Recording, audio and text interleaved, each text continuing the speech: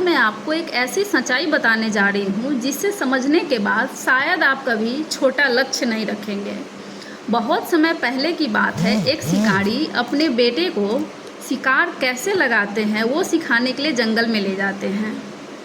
वो अपने बेटे को एक जामुन के पेड़ के पास खड़ा कर देते हैं और उससे थोड़ी दूरी पर एक नीम का पेड़ था। वो उस नीम के पेड़ पर निशाना सेट कर देते हैं और अपने बेटे से कहते हैं कि इस नीम के पेड़ पर उसी जगह खड़ा रहते हुए निशाना लगाओ।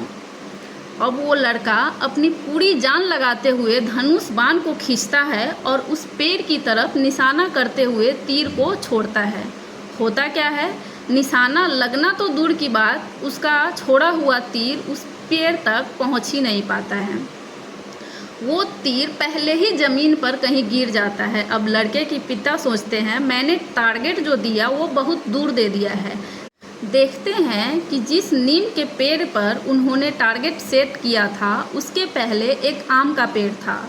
वो उस आम के पेड़ पर टारगेट सेट कर देते हैं और अपने बेटे से कहते हैं कि अब तुम वहीं खड़ा रहते हुए इस आम के पेड़ पर निशाना लगाओ।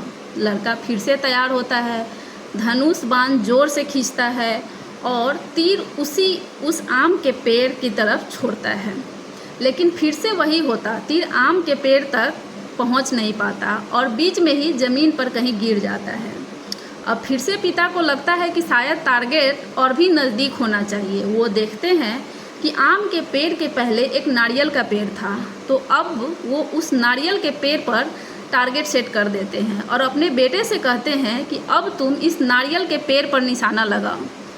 लड़का फिर से तीर निकालता है, निशाना लगाता है और अपनी पूरी जान लगाकर खींचता है, लेकिन फिर से वही होता है, तीर उस नारियल के पेड़ तक पहुंच ही नहीं पाता और बीच में ही ज़मीन पर गिर जाता है।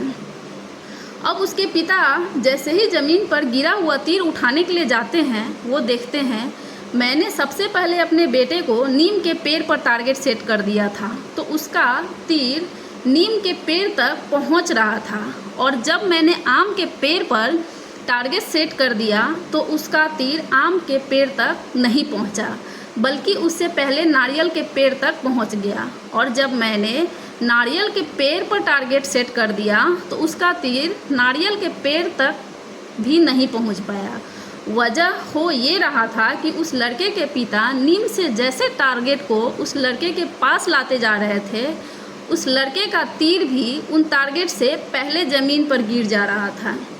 फिर वो क्या करते हैं कि उस पहले वाले पीपल के पेड़ के पीछे सबसे दूरी पे बरगद का पेड़ था, वो उस पेड़ पर टारगेट सेट कर देते हैं और अपने बेटे से कहते हैं कि इस पर निशाना लगाओ।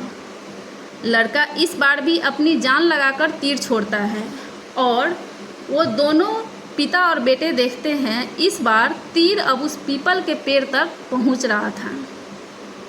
तो दोस्तों, ये कहानी सिर्फ तीर और पेड़ों की नहीं है, ये हमारी सोच और हमारे सपनों की कहानी है। इंसान का दिमाग एक धनुष की तरह है और हमारे सपने उस पर चढ़े तीर की तरह। जब हम बहुत बड़ा सोचते हैं तो हमारा दिमाग खुद को पूरी ताकत से खींचता है।